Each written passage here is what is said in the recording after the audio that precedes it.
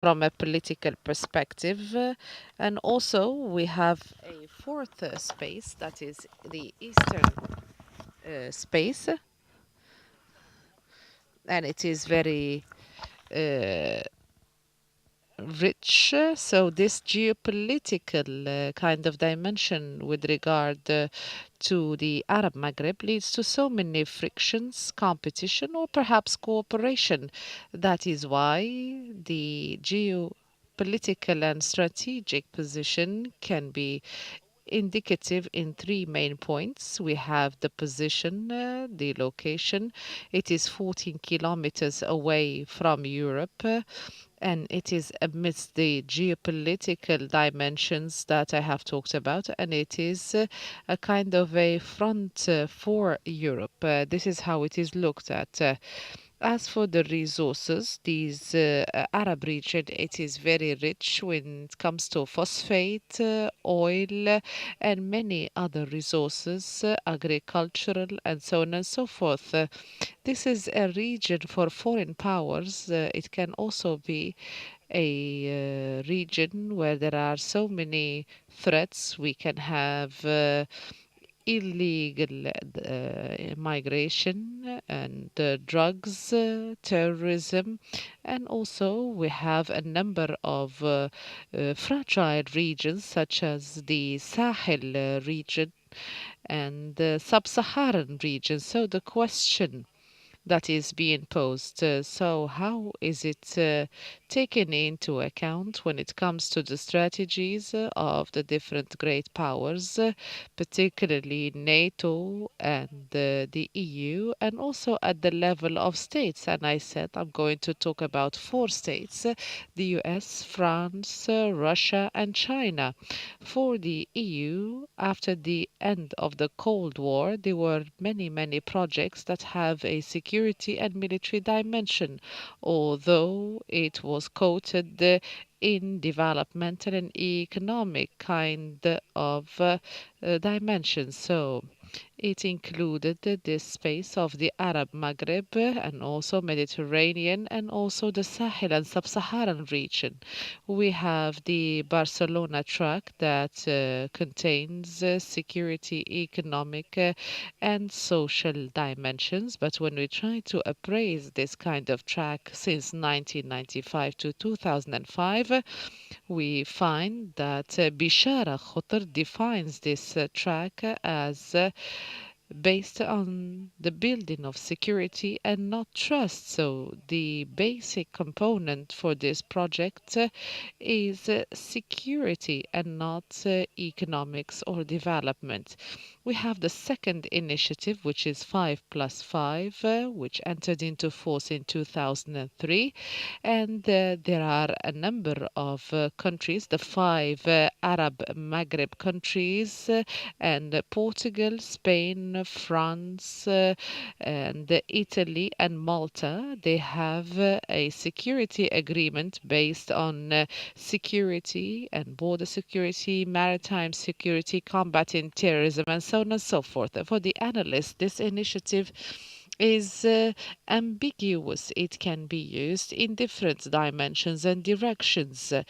And this initiative is continuously working better than any other kind of initiative. We have the Neighboring Initiative that was established in 2004 within the framework of the openness of the EU on Eastern Europe, and it was trying to find a kind of a middle ground in terms of partnership and integration. As Romano Rudi, the uh, president of the European Commission, said that he is talking about policies and not institutions.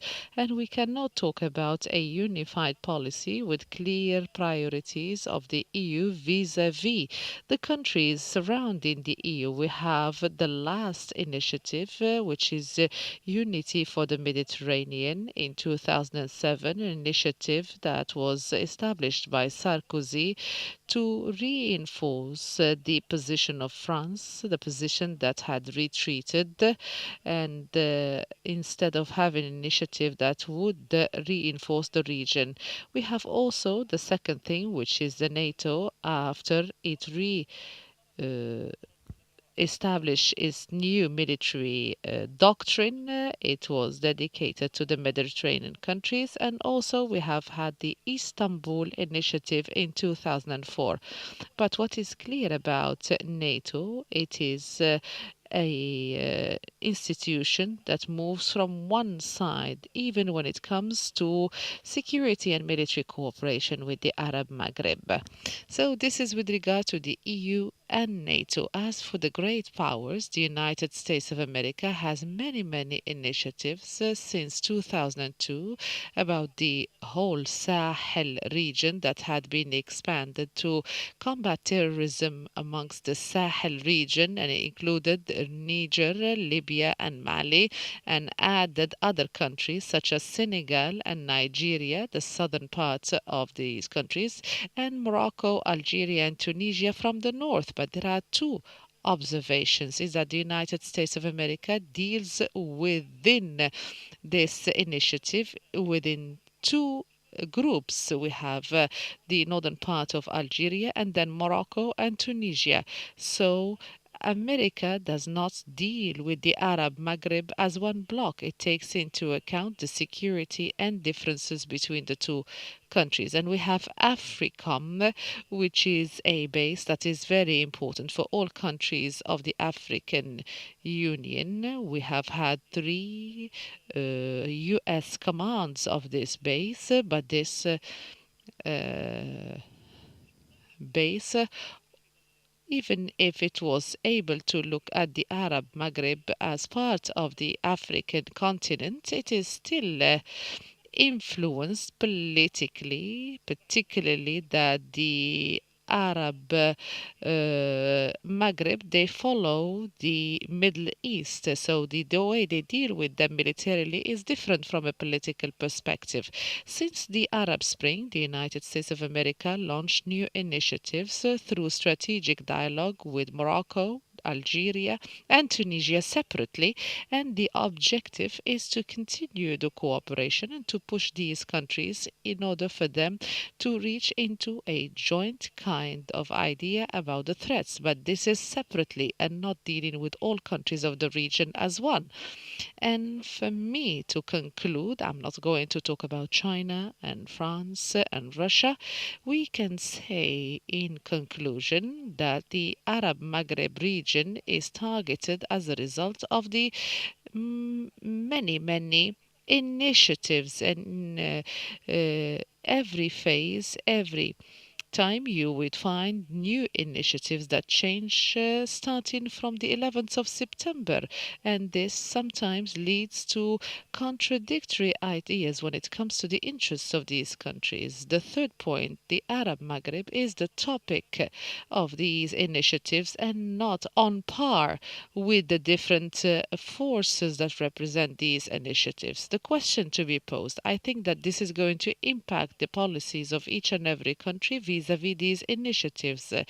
Morocco has developed a kind of methodology based on distinction between the ally, the partner, and the entity that cooperative. So the ally should have the strategic interests that include the Moroccan Sahara. So, also, Morocco talks about developmental, economic, and trade interests within an economic context. This is what we're going to see in the strategic partnership with Russia and China in 2016. And even when Morocco signed security agreements with China and Russia, the content was concentrating on human security, military military archive and also natural disasters, and not in the confrontation of threats through joint forces as Morocco did with France in Mali or with the GCC in other countries such as Yemen.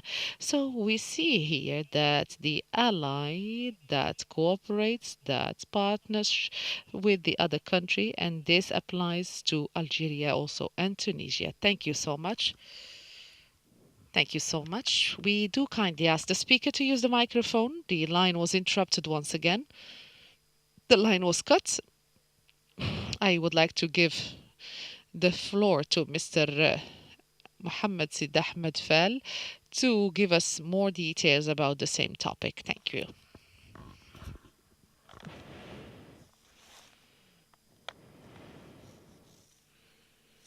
In the name of God, the most compassionate, the most merciful, I would like to thank you, Mr. Chairman. The different methodologies that are being introduced through these papers, they do meet in so many aspects and also in terms of objectives. I do think that the Arab Maghreb have confronted a number of issues, even when it comes to the name of this unity and the identity of this entity as a Maghreb entity or an Arab Maghreb entity. So race has not been ever a unifying factor when it comes to the unification of nations or differences of nations, talking about these threats that confront the countries of the Arab Maghreb. So these are things that are imposed by the occupational dimension or colonial dimension. So Libya was not part of this kind of circle. There are a number of impediments that have contributed, that has impeded the Arab Maghreb to be effective, particularly when it comes to the lack of development and good governance. So, what are the reasons behind such a matter? So, we have had a number of arms race deals after a number of studies that have been conducted. All these deals were not aiming to have armament, but these are deals that are not needed but for other reasons. So, the lack of a political will for the leaders that was referred to by Mr. Jamil Mansour, the main players in the Arab Maghreb, and the disagreement between them. This was impeded as a result of Morocco and Algeria. So the disagreement was not about Gibraltar or other kind of European countries. So it was the interests between those countries that were the deciding point in such a matter. This was has led to these impediments, the inability to build great consensus between governments nor between the political parties and the different movements and the CSOs. So the absence of a vision, in addition to the fact that it has become a space for extremism and migration and also Western hegemony, migration and all what entails the trade of weapons, organized crime, extremism. All of this has led to the formation of public opinion and has led the people fearing change and also the authorities fearing change as if they cannot live outside such kind of a dimension. We have also conflicts between countries as a result of the corruption and also authoritarianism and so on and so forth. So this three-dimensional kind of issue that has led and impacted this situation. So we have had a number of blocks in which the Arab Maghreb countries have taken part. So we have had a number of coalitions. We have a number of Arab countries that have joined, for instance, CEDAW and so on and so forth. And this had led to the signing of the agreement that would enable workers to reach Morocco and Mauritania without a visa, and this is going to drown the market and impede the economy and development. And they are not allowed to enter, but they do open their borders through an agreement that is expected to be a starting point for this matter through Morocco and Mauritania. But also, it's an entry point for Africans through organizing migration through Morocco. You find that Morocco and Mauritania in CEDAW and also Mauritania in the Sahel countries, and you would find Algeria and and Mauritania and we have 5+5 in which we have all the Arab Maghreb countries. So these blocks have not dealt with the Arab Maghreb as one block or as one entity that can carry out initiatives and maneuvers, but Mauritania and Algeria in Al Sahel and Morocco and Mauritania in CEDAW and 5+5 the all of the Arab Maghreb countries. I do not want to be lengthy, but I think that there is a question that should be answered. These blocks, are they a solution for all these challenges and stakes? And the nation states,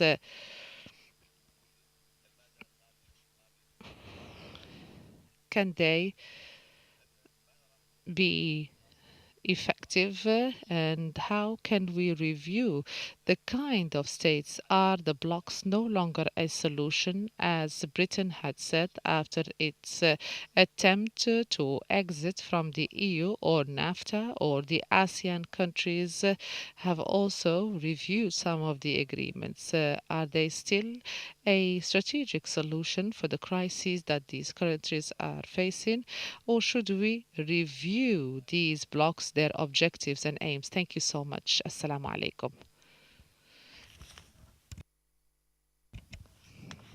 ميكروفون رجاء. نطلب استخدام الميكروفون. Thank you very much, Mohammed Fal. And I would like to give the floor to Salah Al Qadiri from Paris, sorry, and the relationship with France. It is an unsteady relationship between doubt and trust. So we give him 10 minutes, please. Thank you.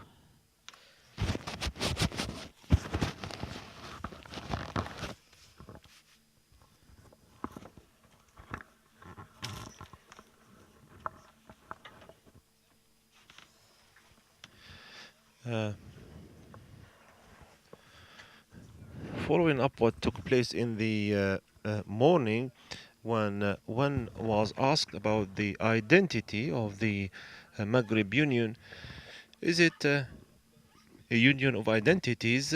I think Dhul Hawass said that those who talked about the union were from Amazighi descent, but the Arabic was the main language used, and I think the exclusion that some of the elements, some of the Amazighi elements faced,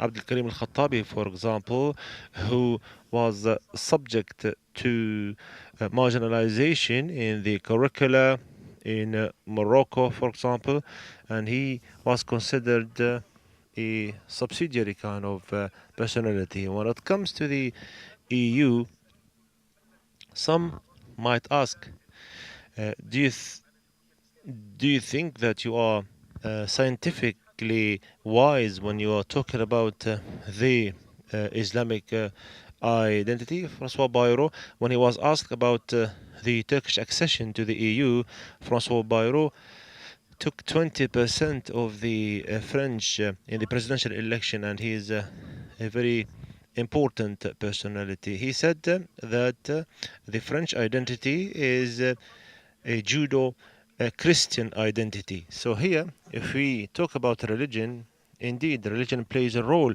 even in the EU. I might also talk about the Arab Maghreb in an anthropological kind of manner.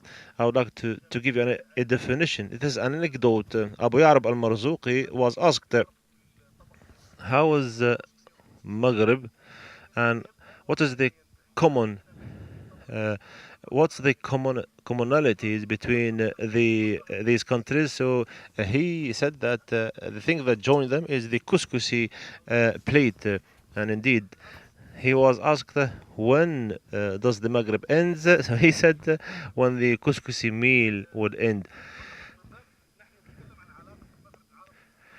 But here we are talking about the Maghreb and the EU in particular and the relationship thereby. There is some obsession on the part of the Arab thinkers when they think that the EU is the splendid model that was based on a humanistic kind of model. However, it was built on the interest of the superpowers, especially the institutions or the multinationals and also the money lobbies. And that's why the EU was established. It wasn't established for the sake of the people, but I think that the purchasing power in a number of European countries, especially France, and here, when we talk about the yellow vests, this is emblematic that the EU is not the optimal kind of model. The British as well didn't like the British tea and wanted just to stick to their own tea. No, Britain understand that the EU is problematic, albeit the UK took plenty of strides in order to be integrated with the EU. Ireland, Greece, Spain, and Portugal were subject to different crises. If we ask the Greeks, what do you think of the EU? I think they would say, don't emulate us in the Maghreb. Indeed, there is an economic problem in France. There is Frexit or on a par with Brexit, but the percentages are lesser in France. But a number of French intellectuals think of the importance of the EU. I think the Germans derived benefit economically from the EU. The French reached 0% when it comes to the economic growth, but the Germans benefited greatly from the EU project. So we need to talk about the identity of the Maghreb on a par with the EU. The EU indeed was established and it took into consideration the ideology and it took into consideration the religious identity as well. So is it the best example? I think it is the best example for the multinational companies rather than the lay persons. Here I'll need to come back to the neighboring countries of the Maghreb. Here I would like to talk about Chad and Mali and the southern neighbors. They have plenty of problems. They have security that it's tense. There's also economic deficit.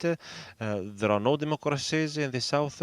And the fourth issue is to do with the lack of strategic threat that can be posed to the Maghreb countries. But recently, this neighborhood that was secure in the past is not anymore secure. If we look at Libya, when it comes to the immigration represents a big problem to Libya because of the southern countries. Also, the arms trafficking starts from the neighboring countries, and more than that, more ominous than that, is the lack of the strategic threat.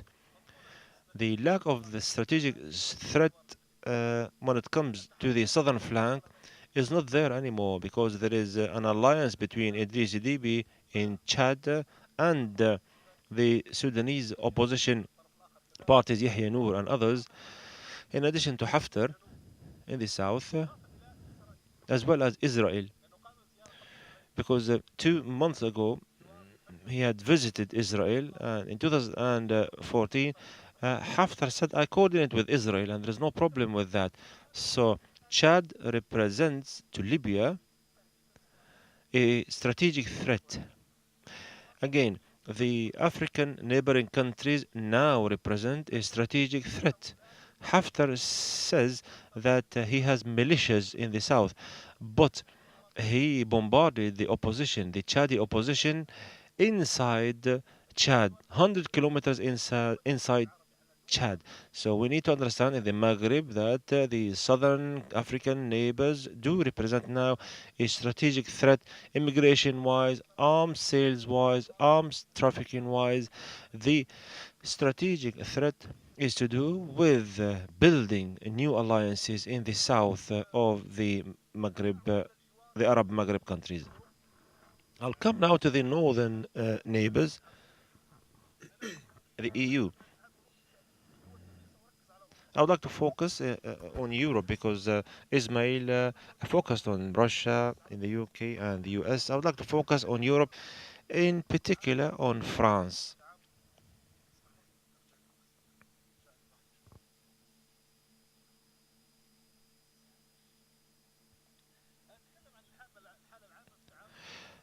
When it comes to Europe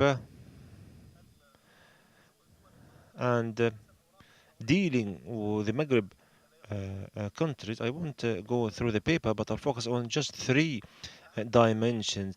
The most important manifestation of the relationship there, why between the superpowers and the Maghreb countries is emblematic with what we call now the deep state. We might not understand this link, but I think Muhammad Jamil Mansour asked about the definition today because some people think that there is a conspiracy theory here and everything is a deep state, and some people are fatalists and they think that there is no deep state. No, both are wrong. There are forces that are external and internal. When it comes to the economic, social, and other kind of circuits, they do liaise with themselves outside the vicinity of the normal liaison kind of channels. And as a matter of fact, the diplomatic customs can be followed outside the classical diplomatic channels and outside the state as well. It is what we call supra-state. And their relationship thereby is first and foremost economic. The deep state is actually emblematic of a more encompassing kind of definition, but I would like to call it the deep state. First and foremost, the deep state obstructs a productive and a developmental economic agenda. And in contrast, they depend on a rentier economic model. And when we say rentier, it means extracting the natural resources of a given country and provided them or exporting them with cheap prices. When it comes to Tunisia and the example of the salt and the oil in Algeria and the gas in Libya and the multinational company Total and others. This is first. Second, the deep state obstructs the productive model, and thus our kind of economic model will be related to consumerism. Algeria exports gas to France and it receives hard currency. However, it buys from France the surplus, the commercial surplus.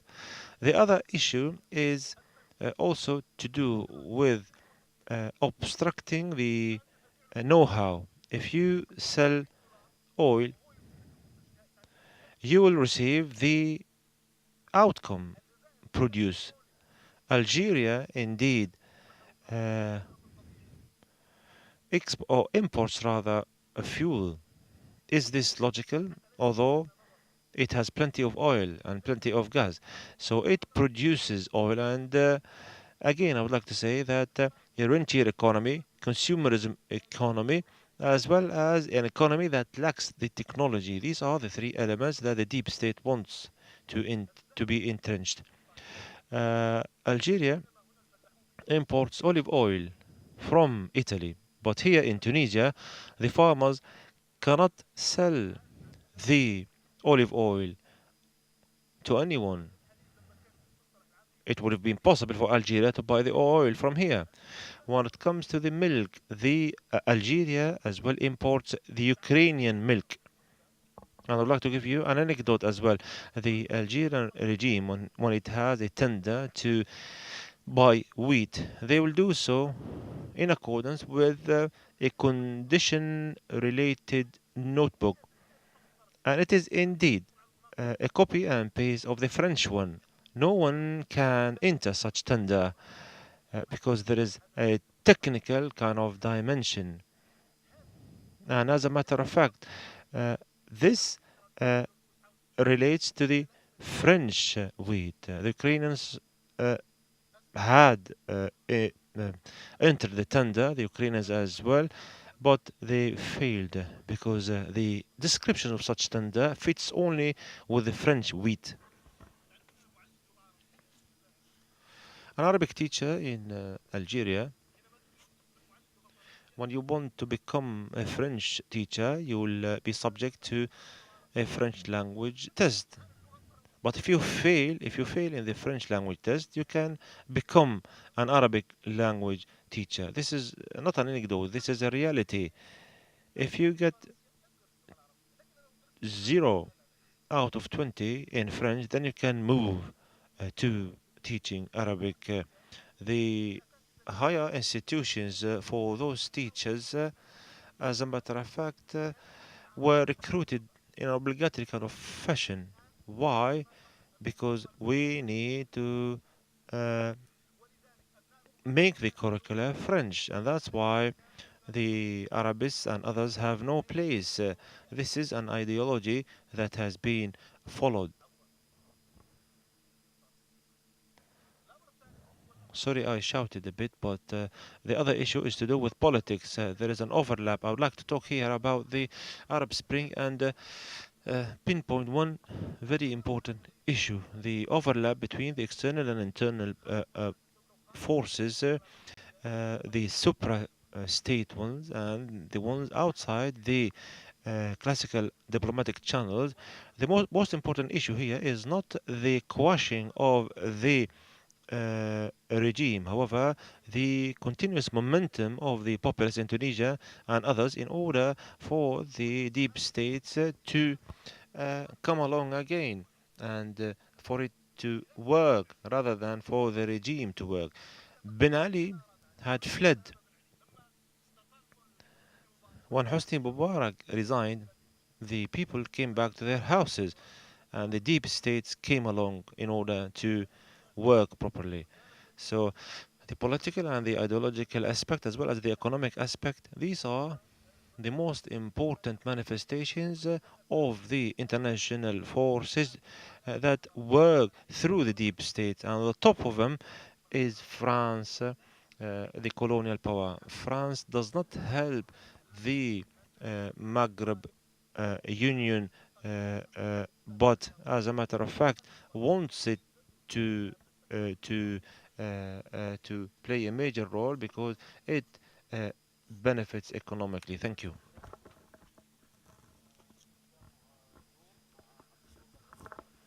Abdurnoor Benanta, the last intervention. Please, the floor is yours. Thank you, Mr. Chairman. At the outset, the gentleman's intervention, as a matter of fact, raises uh, a number of issues. He's an ideologue and he condemns the ideology. When he talked about the EU, he talked about the EU with prejudice. If you need to criticize the EU, you need just to have a balanced approach in order to have your criticism sound. You need to have a thesis and an antithesis. If you talk about the EU in the same fashion, I think this will get us nowhere. The other issue is to do with the relationship with the other, the European and the French in the Algerian case. And the thesis is indeed strange, as if we are blaming the others. I have studied in the past in a Maghreb country, and the students used to come late, and they would say, "This is what Allah Allah's destiny is." So we blame the other, we blame everyone else, and this is, as a matter of fact, leads to make us innocent. No, we need to uh, uh, make ourselves accountable before uh, uh, blaming the others. I always say if Algeria was the US or was France, I think it will be a hegemon. It will hegemonize the others because it is a conduct of the superpowers, regardless of the civilizations and the religious manifestations, so on and so forth. That's what realism teaches us. The superpowers have always conducted themselves as such because they wanted to hegemonize the less powerful nations so that they can be weak, not to give you headache, but this weakness ought to be kind of balanced so that it can't threaten the uh, national interest. This is just a digression because we need to speak uh, uh, in accordance with a scientific fashion. You can answer me later.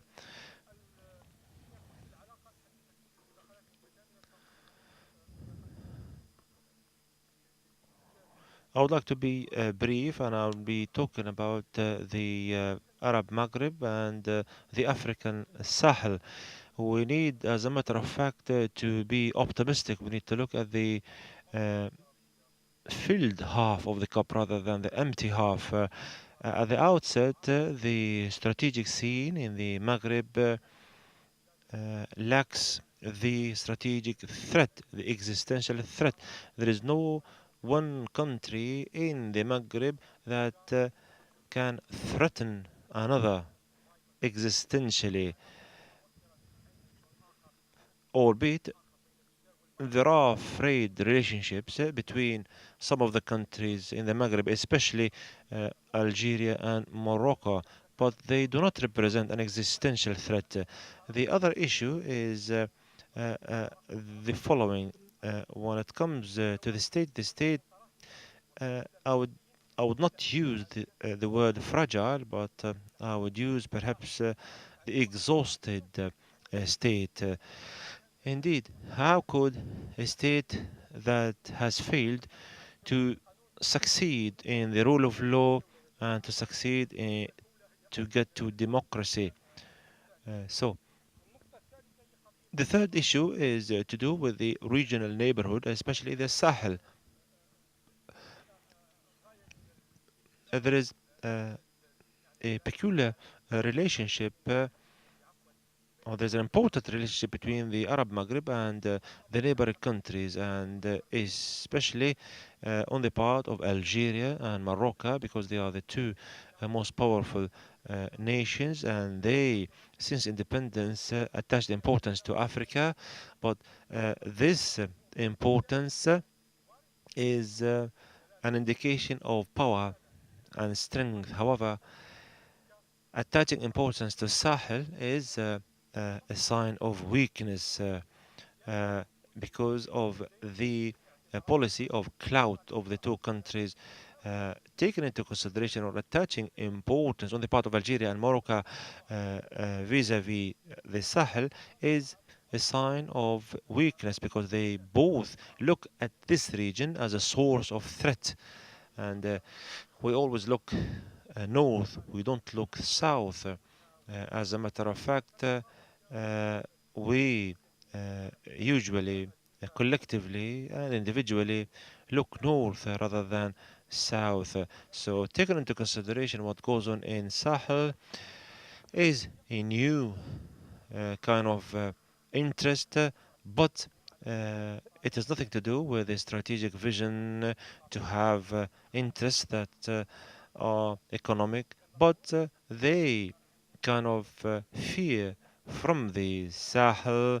Europe fears the Sahel because of the immigration flow, and Algeria and Morocco as well looks at this region as as if it is threatening the well-being. So in the past, this represented a strategic dimension. However, there is an exposure now in that part of the world. Why? Because these countries, especially Algeria and Morocco, did not shoulder the best responsibility in the region. They would condemn, for example, the foreign meddling in the region. However, realistically speaking, realistically speaking, this is how the cookie crumbles, as they say. You have Western interest in this land, so you need to preserve the regional security in the region, or you would allow for others to intervene uh, for their interest. No external power can intervene in the Sahel for the sake of our interest. The fifth point is to do with the strategic transformation in the Maghreb landscape. Since independence, save some showdowns between Morocco and Algeria, the uh, uh, Arab Maghreb was stable in comparison with the Middle East. With the Arab Spring, we see a kind of Middle Easternizing of the Arab Maghreb because of the implications of the Arab Spring. The Arab Maghreb has become a court for manipulation. Some small countries are intervening in our lands, and the rhetoric talks about leadership and so on and so forth. But some weak countries that has less clout comes to your house, and hegemonizes some of the uh, issues, especially in Libya. And here I'm talking about Arab countries that are far away from us. The sixth issue is to do with the interrelationship between the Maghreb countries vis-a-vis focusing on the African differences. In the past, the inter kind of uh, uh, the inter-Maghreb problems uh, played a negative role in Africa. Algeria, in the third, uh, in this century, wanted, as a matter of fact, uh, to preserve the constitution, and they played a role as well in violating what they have put in the first place. So they are practicing what they don't practice what they preach, in brief. There's also the issue of the Maghreb investments in Africa, and the political and economic dimensions.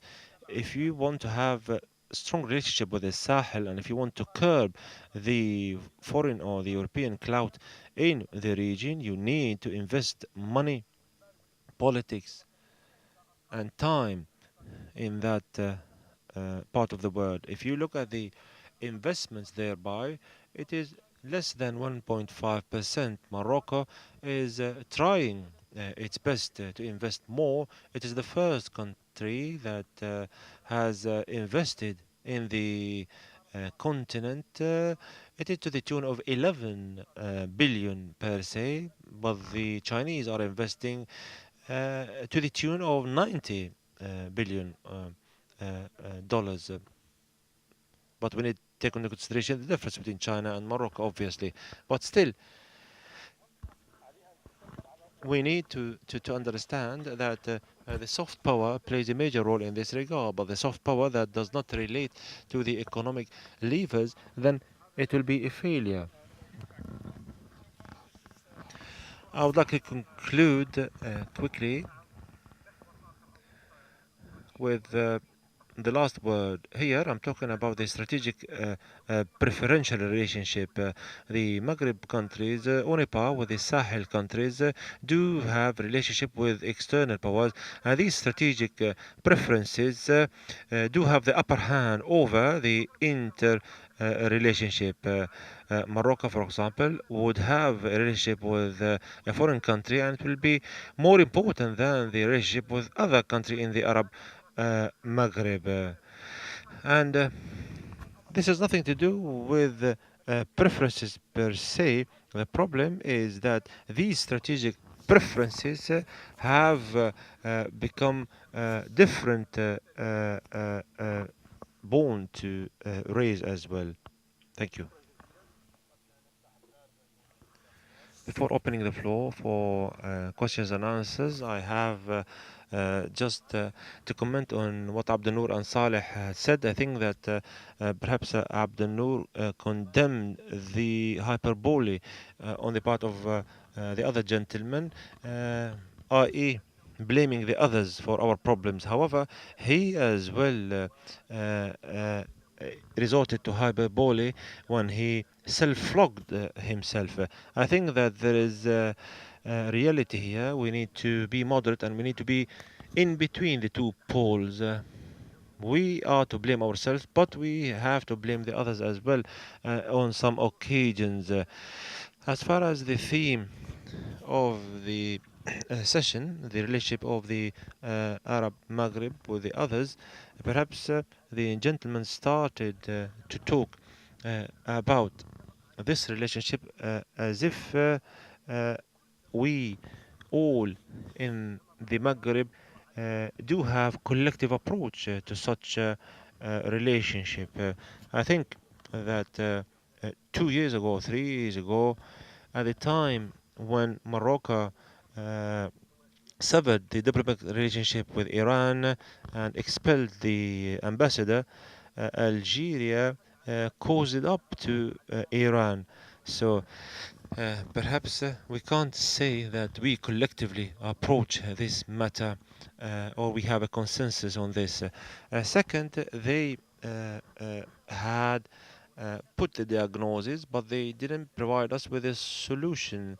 And perhaps we could get to the solution through posing some questions. Any volunteer?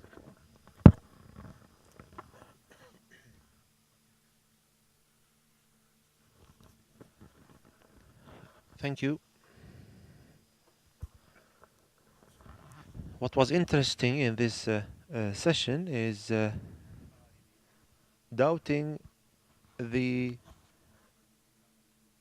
experience of Europe, because here we're talking about Frexit and Brexit and the problems that the EU is facing and the populist move in Europe. However, we don't have to forget that the Arab Maghreb Union is a dream of the previous generation, and it is a demand on the part of our people.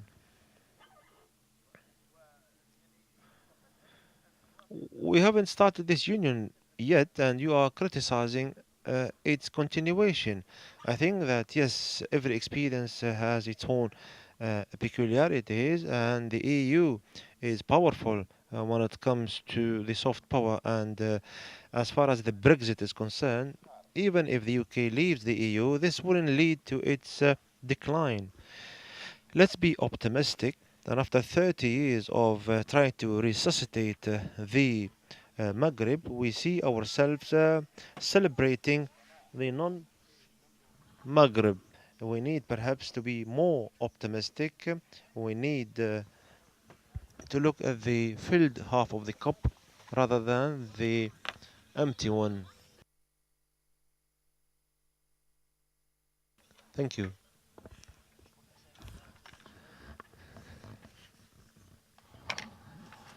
My question is to do with our view to the West.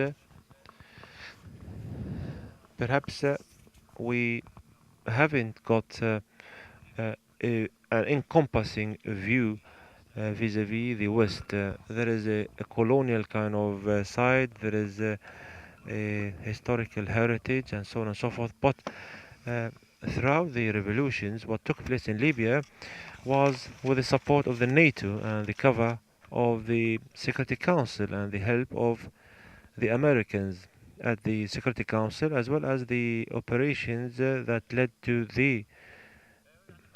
toppling the Gaddafi. Yes, there was a Western cover.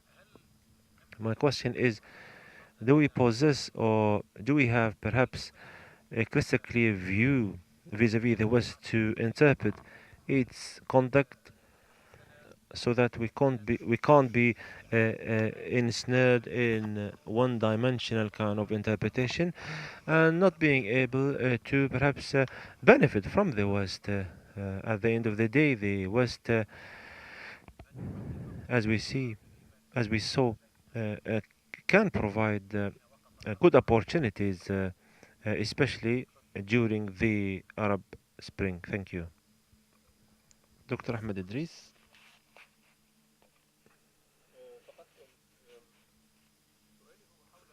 My question is about the interaction of the Maghreb countries with the region.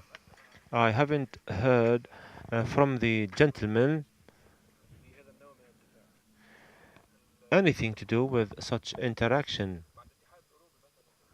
When it comes to the EU, within the frame of the Mediterranean partnership and the relationship thereby with the EU from the part of each country, I think that there is a, an objective, i.e., for the Maghreb to be integrated so that this region can be a bigger market so that the EU can tap into.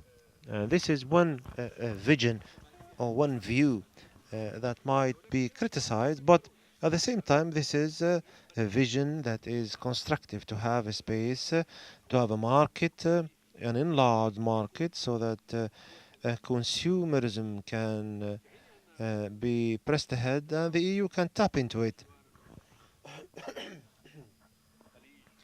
As a matter of fact, when it comes to the Gulf states or Turkey and the alliance between Turkey and the Gulf, this perhaps would lead to a totally different objective, a destructive kind of aim rather than a constructive one, rather than enlarging the space of benefiting. Perhaps we disintegrate such space in order to be more weak and perhaps if you could comment on this interaction.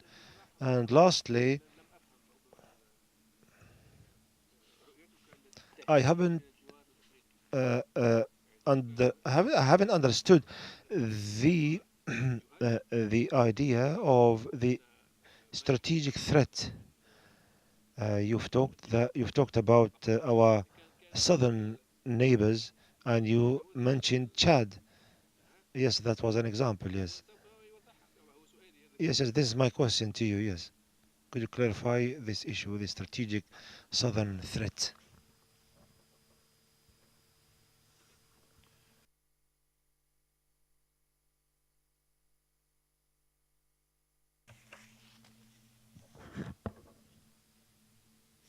If you look at the thesis and an antithesis, we end up understanding that flogging or is, as a matter of fact, absurd. The Moroccan gentleman talked about the strategic preferences because he delved into what Abdel Noor has said, i.e., the Arab Maghreb lives in a dire situation. Our problems are intrinsic when it comes to the democratic transformation and the interrelationship, as well as our relationship with superpowers and minor kind of powers. How could we understand this? We can have in place a project, and Algeria and Morocco can have a say in this regard if they understand each other to perhaps dispense with uh, the Western desert case in accordance with the letter sent to the king, a clarifications letter. We can put aside our problems as France and Germany did when they settled the scores between themselves and elbowed aside disgruntlement. De Gaulle at the award. Do we have such personalities? Here, the question is.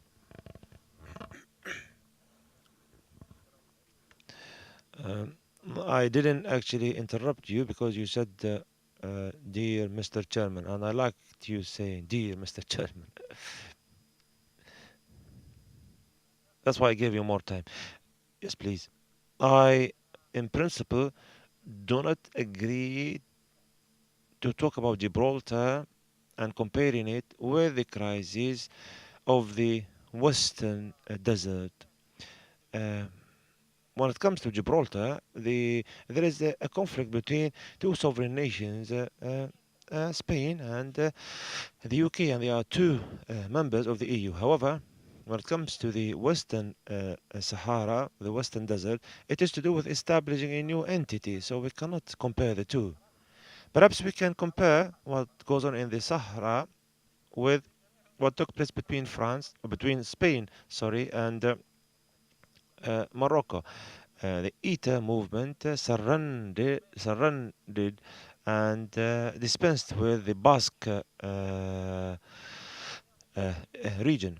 And this took place as well in Catalonia. And you know, the government in Spain has an iron grip when it comes to Catalonia. So we can't just compare Gibraltar with the Western Sahara. As far as the economic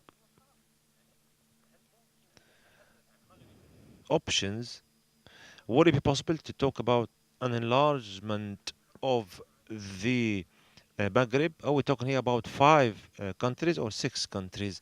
The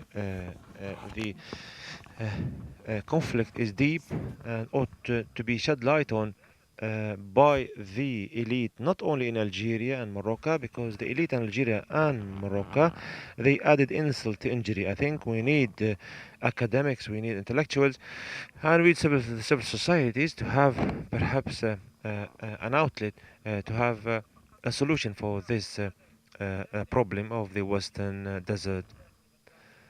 The other issue is to do with the disease. Is the disease intrinsic or external?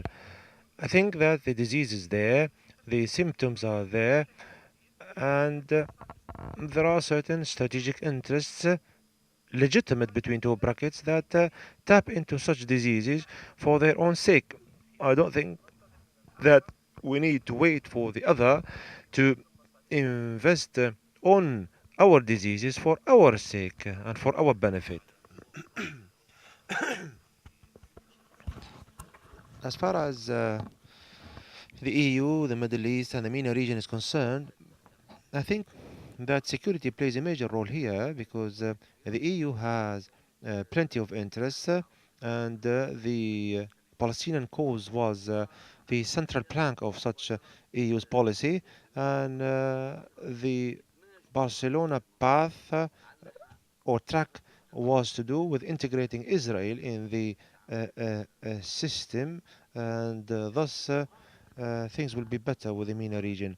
However, they didn't look at the security per se. The Barcelona track was to do with the humanistic democratic dimension. One of the most important conditions is for the democracy to be better in the partnering countries.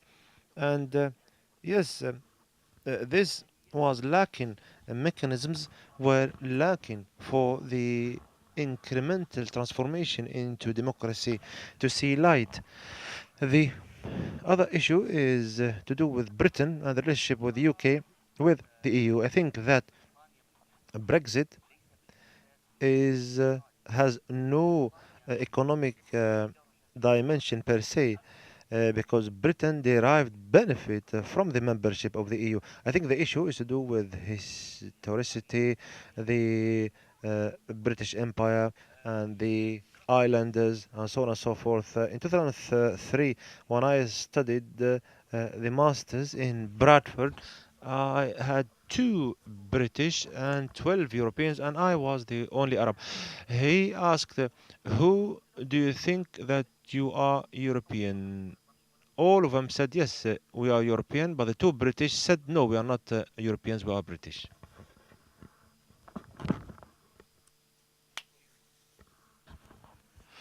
I would like to thank you all for your interventions. There was a question posed by one of the panelists. Sorry, I didn't catch the name. Here, after all the failures that we have witnessed,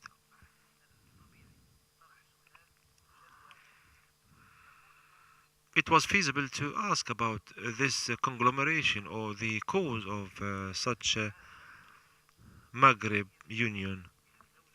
I think that there is a problem when it comes to the nation state. The nation state continued for half a century, and all what took place in the Arab Spring is the outcome of the failures of the nation state. So the main problem is that the nation state is subservient nation.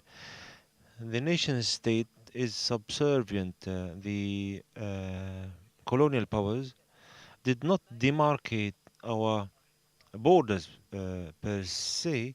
They did more, and as a matter of fact, Malik bin Nabi talked about the colonialization, or rather the colonializability, being prone to colonialism. May Allah be pleased with him, the late Malik bin Nabi. Later on, some policies were reviewed.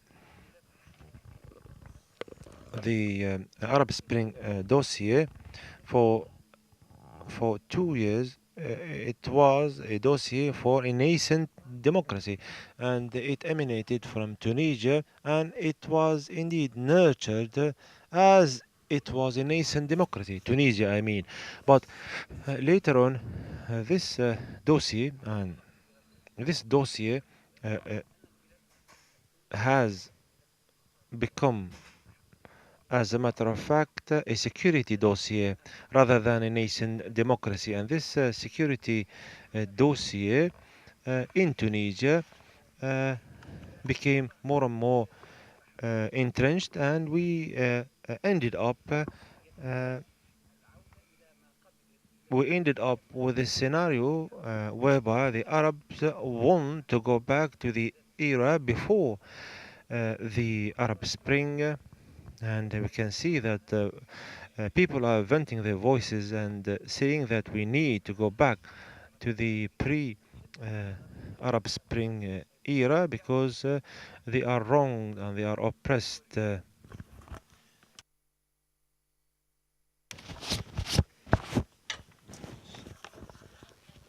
have an observation, question, a brief question to Mr. Ismail about the 5+5 dialogue.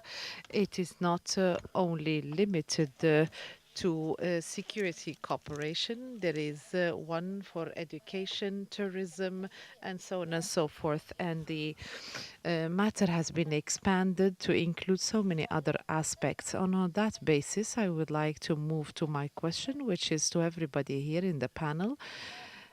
So my question, when we compare the 5 plus 5 dialogue to other frameworks of cooperation between the Arab Maghreb countries, we find that this framework is the much more effective on the ground. How do you explain that? And do you think that this kind of dialogue this is that is not formal, that is informal, can it develop to become another different framework of cooperation in all these fields?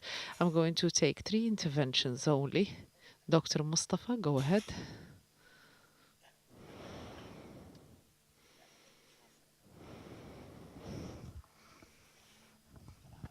In the Arab region in general and the Arab Maghreb region, we have gone through modernization, material modernization, but this modernization has not reached the level of our minds or brains to reach modernity. Modernity reach through rationalism.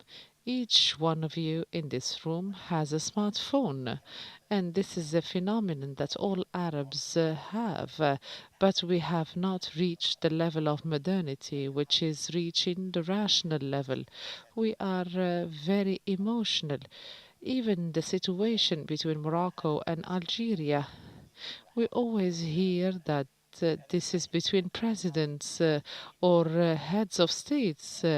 If we carry out a referendum, they might stand with the king, and if it is in Algeria, they will stand with their president. So that means that we do not have rationalism within the Arab Maghreb. All our relationship with the West is going to be the same. We know that the West is a rational West, and we have to understand this point, and we have to very well shed light on this particular matter. The lady here, go ahead. You can get the microphone from here. I would like to thank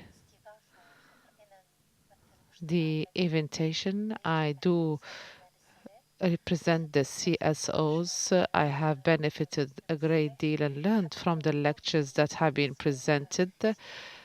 And I want to say that Mr. Ahmed Dri said that the Arab Spring, if we try to present it in a tableau or a painting, some of us in the Arab world do not know democracy. We used to live in a prison in our own nation. Now we are prisoners of the whole world. How? We were prisoners in our countries. We used to live, but now we are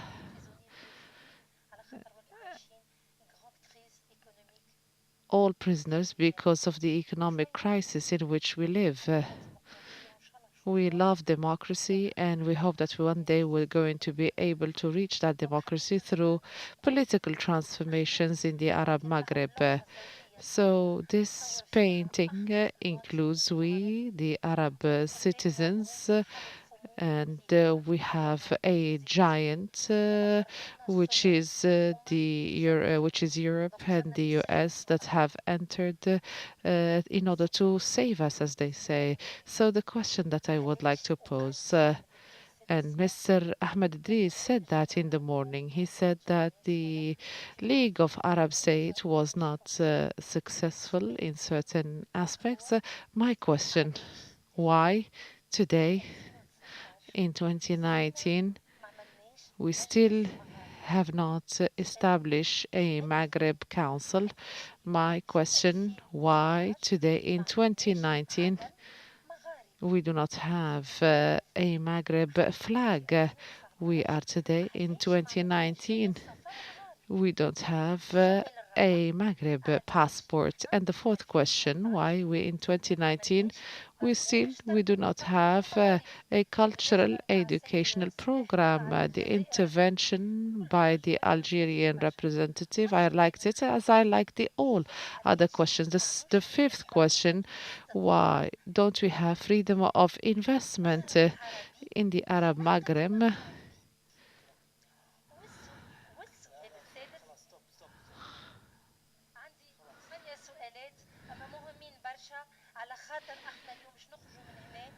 Good. I have 8 questions and would like to leave here and start working. We want to have a Maghreb fund. So the intervention was negative, but the intervention was negative or pessimistic, but the questions were very optimistic. I do not know how you linked the two together. We kindly ask the speaker to use a microphone. May the peace and blessings of God be upon you all. Majid Derbel from the Tunisian Association for Governance.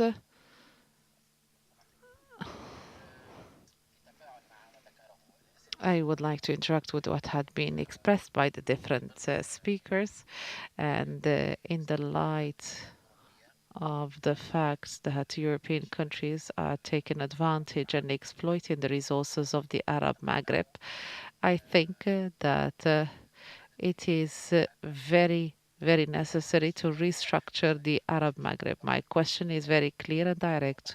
Why? And after what had happened in 2011, and after the reviews that have been conducted by countries such as Tunisia, that has been impacted by the Arab Spring, and also reviews that have taken place in Morocco. So previous heads of states wanted to keep their seats and seats of power. So what are the justifications in the current systems and regime? Why can't the Arab Maghreb stand on its feet once again for it to become an economic bloc? I do not agree with some of the interventions that were pessimistic, saying that these blocks are no longer useful, quoting the example of Britain. Because the justifications are different from Italy, different from other countries. So I would like to give 1 minute to each of the panelists to comment on the questions and interventions. Thank you very much. Some of the questions have been posed directly to me. That is why I'm going to try to answer them now.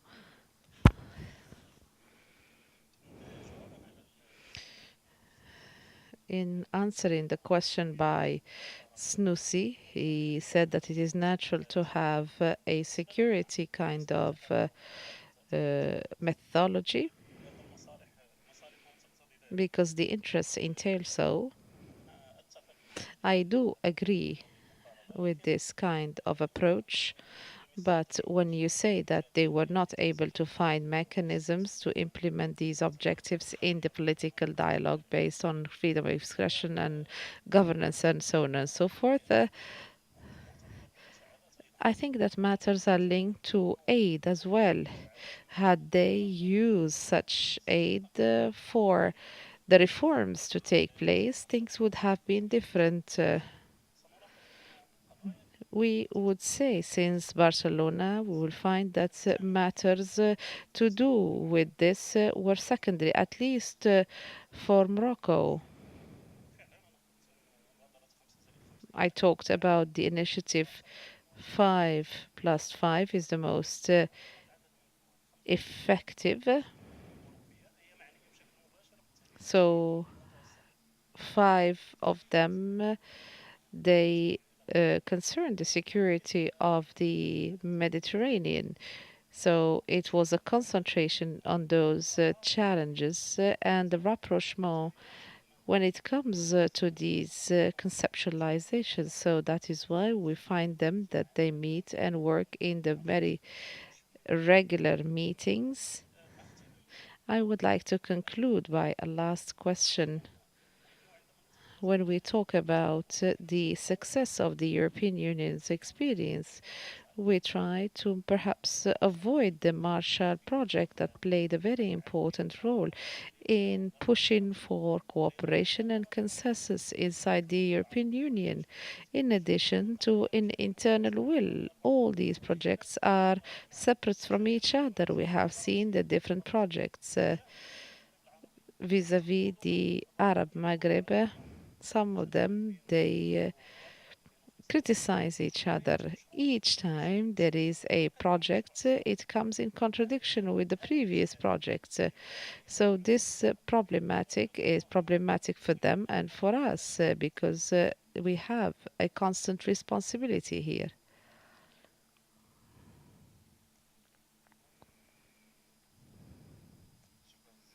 Thank you very much.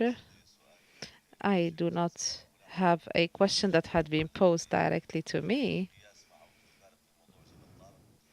but when it comes to Gibraltar, I just wanted to say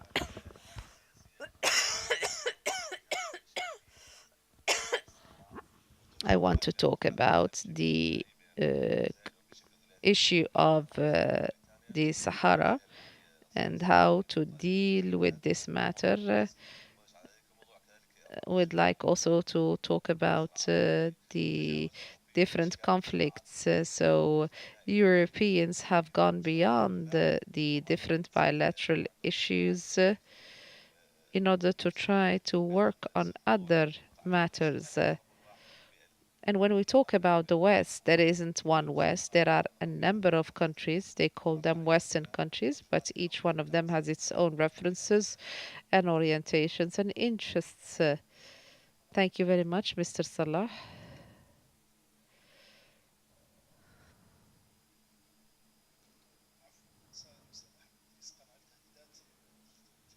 Talking about the threats of the neighboring countries of the Maghreb Union, it's the economic deficit and also the exploitation of the sources, a problem of migration and also weapon trade and also so these are the threats. I did not say in my intervention at all, and I'm not against the principle of Maghreb Union. I concentrated on 2 points. What is the model that we would like the Arab Union to be or to follow, and what are the points that should be followed? I've never said that the Arab Union is not going to be useful. The third or last point,